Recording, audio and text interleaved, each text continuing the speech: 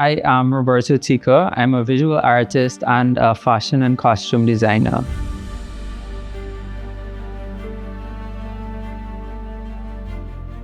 It's a surreal feeling going abroad. It's my first time going to Trinidad, and I'm not just going to visit, I'm going for a really important purpose.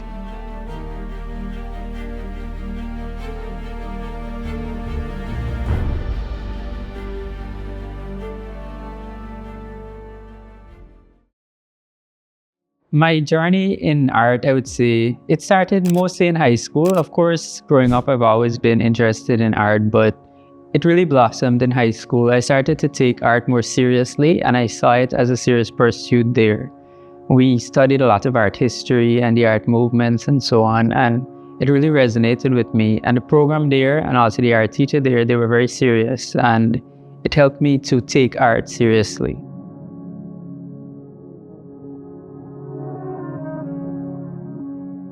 So Roberto and I actually went to high school together. He was a couple years above me, but we all hung out in the art room. And that's where I realized that he was incredibly talented. And so I used to just love looking at him work, and that's how we became friends. He used to work on most of the backdrops for everything that we had at the Bishop's High. Even when he graduated, they would still call him in to do the backdrops for graduation ceremonies and everything. I've always enjoyed his work. I remember following him on Instagram and realizing that you really can tell his work apart. So it has been really great watching Roberto grow as an artist and get the recognition that he deserves. Actually, after graduating, there was a little bit of a gray period where I wasn't sure exactly what I would want to be doing. And for a moment, I thought I wanted to pursue environmental science, but I decided to take a year between graduating from Cape to decide what I really wanted to do. And during that year, all I did was art related. A lot of opportunities came my way without me really being very intentional about it. I got a lot of opportunities to create portraits and illustrate things for people, and it sort of took off from there. It started off very tumultuous, but the thing that I always went back to feel good and to feel accomplished and to feel fulfilled was art. So it was very natural to me, and it felt like the right thing and the right direction to go in. There were a lot of challenges because, of course, art is something that not a lot of people pursue, and so there isn't a beaten path, if you will, to follow. It's very, you're sort of going in your own direction and figuring out what you're doing along the way. So that uncertainty is a little unnerving, but I think in the end it worked out. I think one of the things I need to dispel, because it's one of those things that you hear a lot, oh, he's naturally gifted. And Roberto would know from in being my class, there's no such thing as naturally gifted. You come in with certain advantages. In this case, he came from Bishop's because he was taught by one of my colleagues, graduating colleagues who were in the same batch with me at Burroughs, Mr. Brian Tankun. So he had a very good foundation. But in terms of where he is today and where he's going to reach, it's hard work. If you speak to him and you look at his work ethics and the fact that he's teachable, which is something that very few persons who want to achieve things don't understand and don't take the time to really appreciate how important that is. The fact that he's so teachable and he's very humble, and he's not one of those cookie cutter students who just believe everything that everybody say.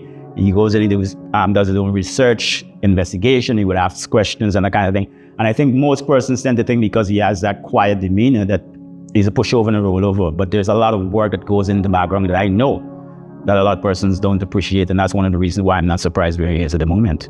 I think really what made me become successful at what I do is my attitude towards it. I take what I do very seriously, even not to the point where I don't enjoy it, but to the point where I know in order to achieve my goals, I need to have people see me as a serious artist, and for them to know that my work is something that I really want to do and I really want to be the best at.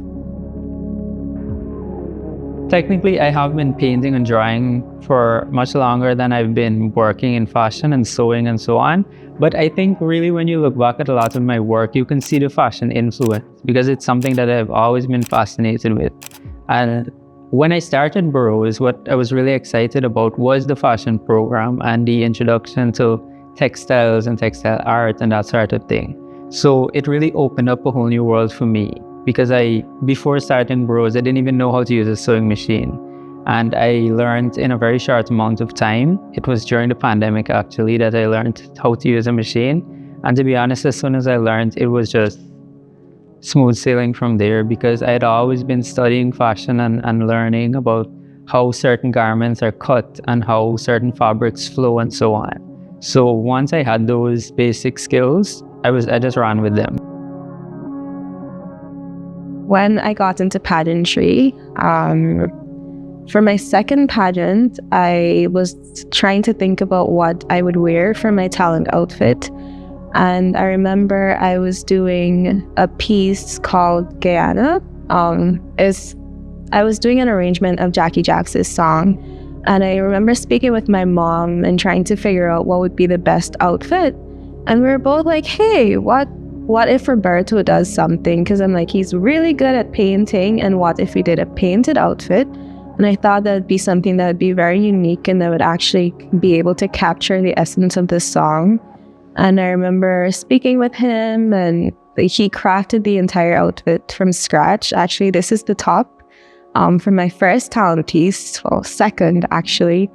And it was so beautiful that I decided for every pageant after, I'd be asking Roberto to make something for me. My national dress was done by no other than Roberto Teekah. It's a national dress that has been in the making since last year. So when we met at the studio for the second time, because I met him when I was doing Jam Zone and he was helping with my fantasy swimwear.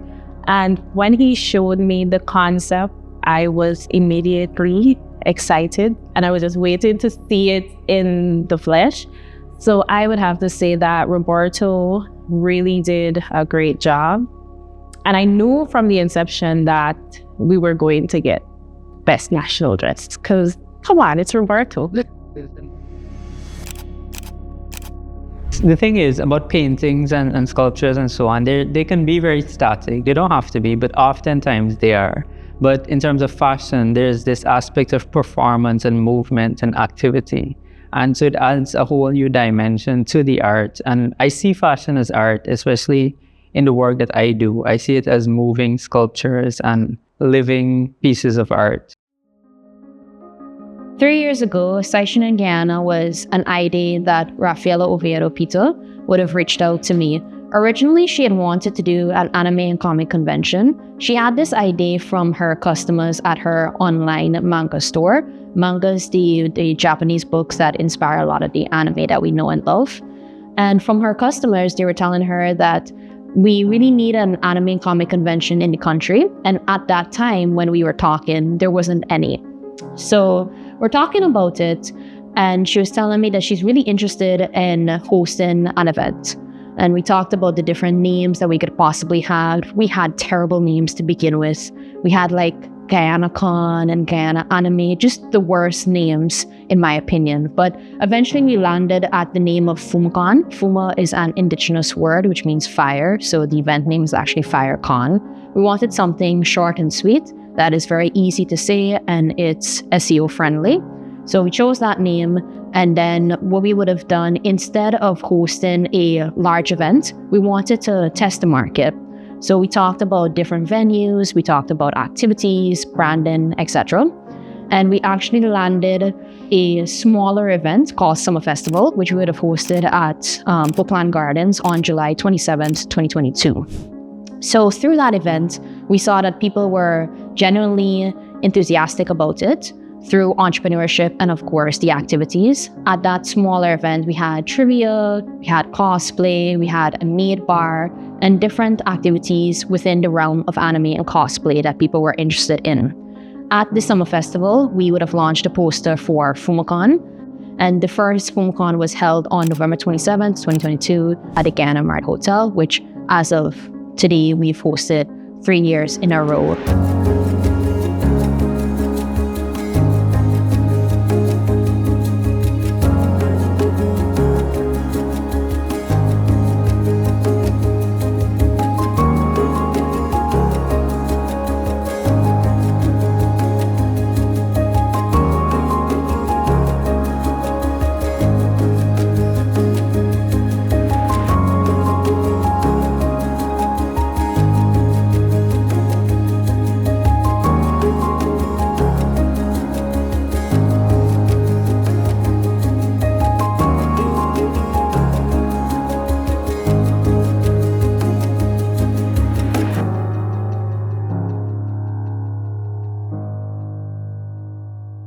When FumaCon started, it was something that was very exciting to me because it was the first time an event like this had really been so big in Guyana.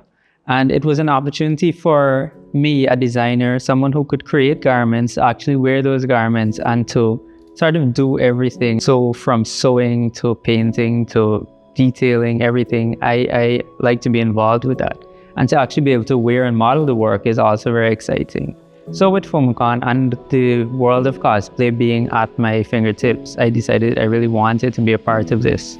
And I participated in the cosplay competition. And the piece that I did, The Other Mother from Caroline, is something that was, I think, very impressive. I was very happy with it, and the judges were as well.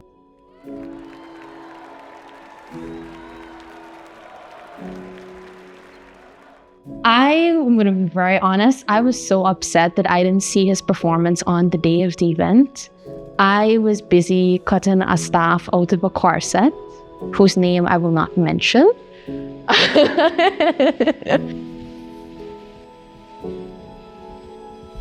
I think even when I actually walked in and put on the costume, people were already going crazy. Everyone was stopping me for pictures and giving me compliments and it was a really nice feeling, but also what was interesting was nobody knew, or very few people knew I was actually under there.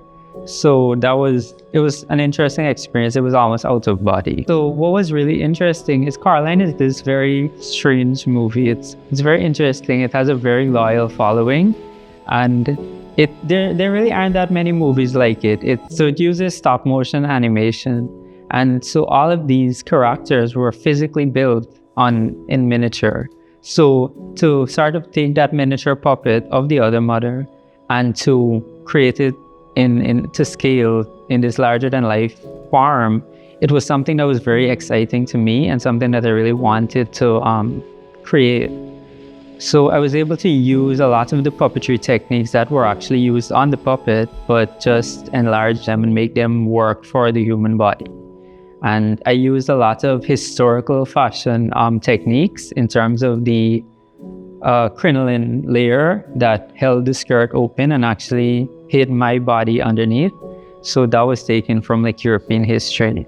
And in terms of the actual structure that was holding up her body, her head and everything, that was very inspired by Caribbean carnival costumes, where we have these backpack pieces that you often see around matrimony and so on. So it's a structure that actually straps onto the wearer's back and holds the whatever it is on top. And so it was really exciting to be able to incorporate these different elements and to use things that I had researched from years ago and to actually incorporate them into this costume. So I placed first for the cosplay competition, and the prize, or part of the prize for that competition, was to be able to go to Trinidad and represent Guyana at the Caribbean Cosplay Championship. In terms of what I think about Roberto as a person, as a creative, a cosplayer, a costume designer, I think he's exceptionally talented. I think that he is a rare breed that Guyana has to offer. I think he's gonna do really well. Hopefully he wins. I have no doubt that he would be able to do so. He's incredibly creative, and like I said, he loves what he does, and that's very hard to beat. I think Roberto is amazing. Given the chance, he would do great things and show people that he is capable of doing a lot more. I know he's going to do well. I know he's going to go there with a very open mind, and he's going to soak up all of the experiences that's going to allow him to grow and become better. And like he always does, he's going to assess, and then he's going to come and he's going to produce things that is bigger and better. It's a surreal feeling going abroad, especially since I haven't really traveled. So it's my first time going to Trinidad, and I'm not just going to visit, I'm going for a really important purpose.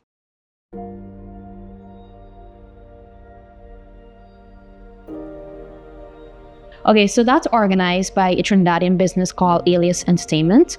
They would have hosted their event called Alias Expo for over 10 years. And they hosted at the Center of Excellence. It's a large venue within Trinidad and Tobago. And their event, it's the long-lasting convention that they have over there.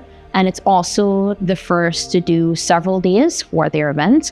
And they also bring in voice actors. So they would have accomplished a lot within the time span of their event. And we would have reached out to them after learning about this Caribbean Cosplay Championship. What we had wanted to do is basically to have cosplayers and creatives to grow their craft. A lot of the times too, when you think of success is a combination of luck and opportunity. And in order for people to grow their craft and their skills, they need that opportunity. So we reached out to the organizers of the Caribbean Cosplay Championship. We said, hey, we're in Guyana. We saw that on your application form that Guyana is one of the countries that can apply to attend and participate within the event. We reached out to them, we had a conversation, and then eventually at last year's competition, we would have had the individual cosplayer not only winning $120,000 as the grand prize, but also entry to the Caribbean Cosplay Championship, which will be held this year. So it's a really exciting feeling. I'm a little bit nervous, but the good kind of nervous. So the character I'm doing this time is actually Ko, the face stealer from Avatar: The Last Airbender. And what's so exciting about him is that he's this very mysterious, he's antagonistic, but he's not the main antagonist of the series. So he's kind of a side character that doesn't make that much of an appearance. He's not in it very much, but the little parts that he is, he makes such an impact. And I think it excited me a lot when I really studied his character design. Yeah, and the sort of invertebrate inspiration that his design is based on is something that's very exciting to me. A lot of my inspiration also comes from insects and those sort of things. So to be able to use those elements and to create my character and my cosplay, it's very exciting.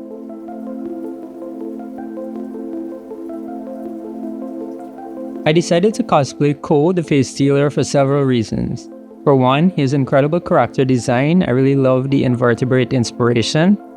The fact that he changes faces allows me to have more creativity in my cosplay. I can make my performance more individual. I've never come across a cosplayer doing a cosplay of Ko, and Avatar: The Last Airbender is such a beloved show. I think that people would love to see the character brought to life. I also love the challenge of interpreting a non-humanoid character into a cosplay. Something that I decided early on was that my cosplay would not be physically identical to Ko. I instead wanted to use elements from his design and the world that he lives in to create something that felt fashion-forward, visually impressive, possible to transport on an airplane, and was still recognizable as this iconic ancient spirit. To accomplish this, I took inspiration from a popular cosplayer called Who Is Julia. I love the way that she takes inspiration from the character she cosplays, but still interprets them in a unique and exciting way. For my action plan, all of my projects usually start with sketching and studying the subject matter. In this case, it was no different. I used many reference images of Ko, and what I came up with incorporated elements of his centipede-like body, his many legs, striking faces, and also the elements of the twisted tree that he lives under in the spirit world.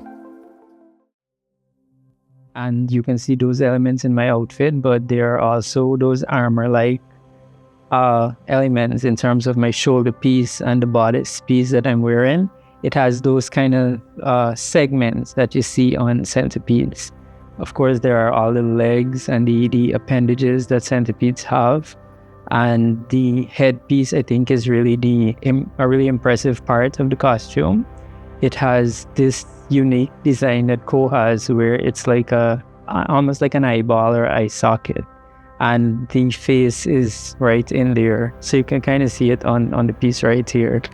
So yeah, and another thing that I'm really excited about is in the costume there's actually the ability to change the faces around, so that's something I'm really excited about as well.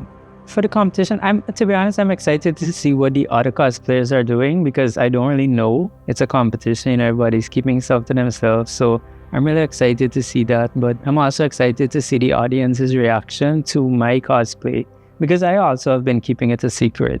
I think it will be great. I've been practicing a lot. I feel very comfortable in the outfit, and I've been rehearsing, like I said. I feel like people are going to be very excited with what we're presenting.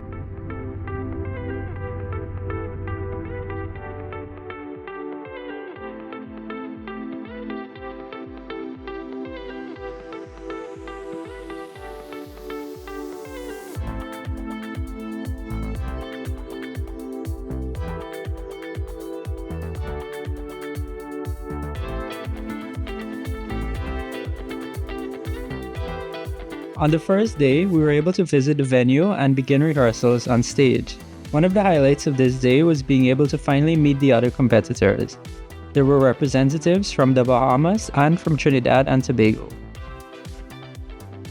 We were able to get to know each other and talk a little bit about our cosplays and the experience so far. During our rehearsals, we were able to get to feel the stage, run our audio, and work out any issues that we might have had.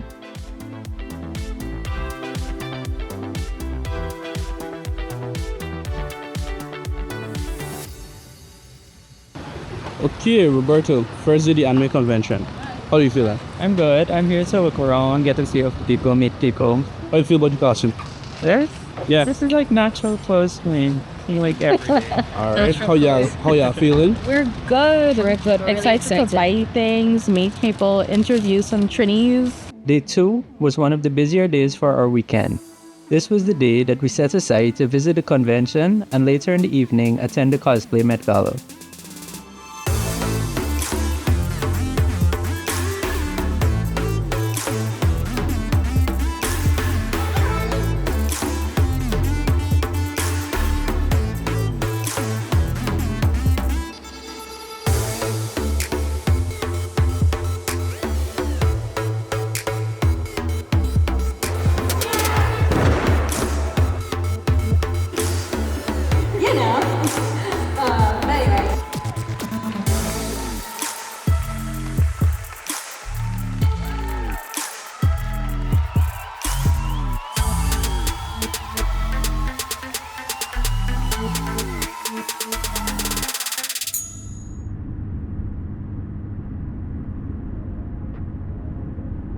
The day we had all been waiting for, competition day, was here.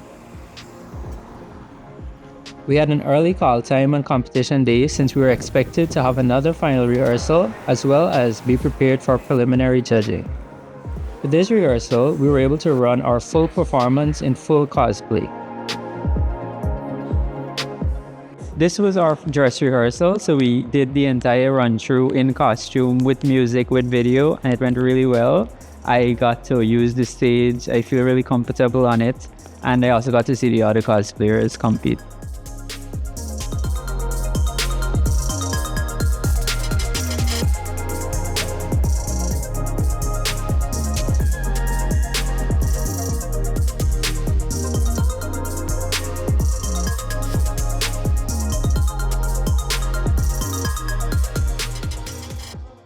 It's a really nice competition because I think we're also passionate about cosplay. So it's nice to see everybody's take on and their choices for the cosplay competition. So It's been great. Yesterday especially was really nice. We got to walk around the convention and meet the vendors and the people there. And then in the evening we had the gala dinner. That was really, really nice and enjoyable. Prejudging was one of the parts of the competition that I was most looking forward to. I put a lot of effort into the details and finish of my cosplay, so to have a chance to show everything in detail was a real treat. We were able to talk with the judges, explain the different techniques that we use, and showed little details that would not be visible on stage. When the time came to go on stage, I was filled with adrenaline. While I had limited vision in my cosplay, I could hear the crowd loud and clear and how much they screamed as I performed. During the performance, I was very focused on listening for my cues to know when to reveal my masks and where to walk. I came off stage feeling very confident in what I presented and also feeling a lot of relief. This competition is something that I had been preparing for months in advance. So for it to suddenly be over, it was a really unusual feeling. After the stage performance, we waited for the results of the competition. The judges made their comments and announced the winners of both the Trinidad and Tobago Cosplay Championship and the Caribbean Cosplay Championship. In third place, we have Serio.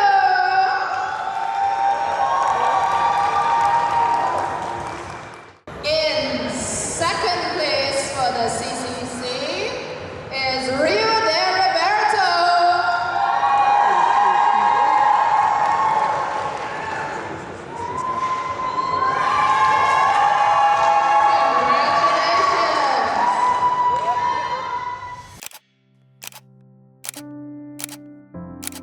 I still really proud of what I presented. I think what I did was something really impressive and also something that we don't often see. Like I said, in the book that I submitted, Ko isn't a character I've ever seen cosplayed before, and it was something that I was really excited to present. And I think a lot of people would acknowledge that it was something fresh and exciting, and I think it was done really well. My competitors also did a really good job. I was really fascinated by the techniques that they use and the way they presented their stuff. So yeah, I think it was a great competition, and the judges' decision is final.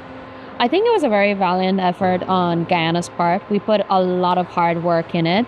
Roberto did an exceptional job in terms of both his cosplaying performance. He's only been cosplaying since 2022.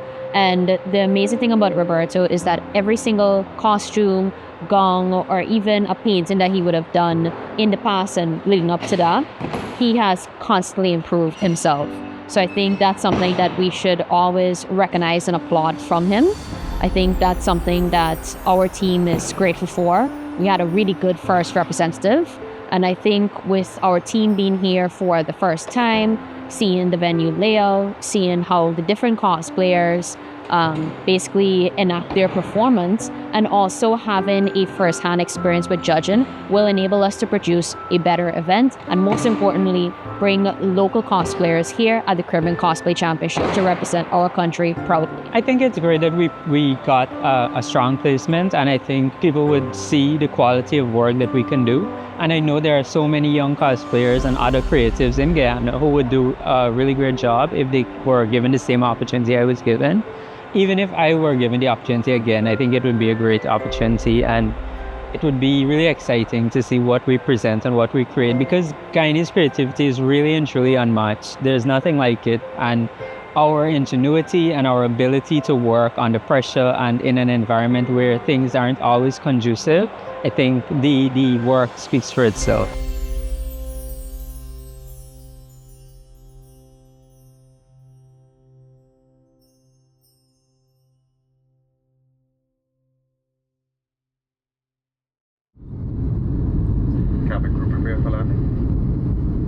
To be honest, the main goal of me creating art and just being an artist in general has always been to live a life that feels fulfilled and not have to wake up every day and just go to work and feel drained after without being fulfilled in any way. I really think that life is too short to spend it like that. I'm happy every day, even the long days and long nights. It never feels like a chore. It feels like something that I want to do and I want to get up and do. And I'm very grateful that I'm actually able to live in such a fulfilled way, to create and to do something that I'm so passionate about.